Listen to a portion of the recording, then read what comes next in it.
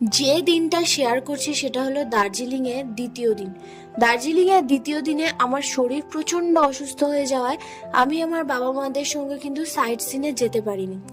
ওদের দ্বিতীয় দিনের সাইট সিন ছিল হচ্ছে লামহাটা তিনচুলে, মানে দার্জিলিংয়ের অফবিট সাইডটা।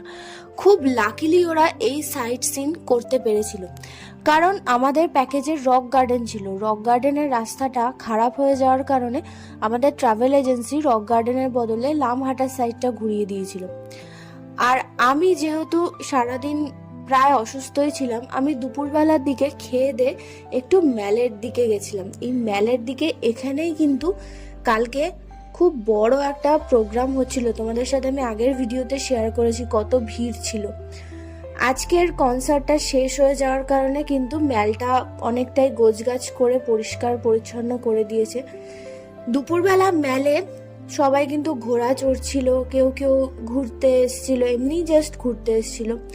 ম্যালটা ঘুরে আমি নিচের দিকে মার্কেটের দিকে একটু গেছিলাম, গিয়ে দেখলাম মার্কেটটা কিন্তু খোলে না। মার্কেট কিন্তু সন্ধ্যাবেলা থেকেই খোলে। আমরা যেহেতু দার্জিলিং ক্রিসমাসের আগে আগে গেছিলাম, প্রায় সব দোকানপাটগুলো কিন্তু খুব সুন্দরভাবে সাজানো ছিল। প্রতিটা দোকানের সামনে এরকম বড় একটা সান্টা ক্লজ কিন্তু রেখে দিয়েছিল। খুব সুন্দর দেখতে লাগছিল সব দোকানগুলোকে।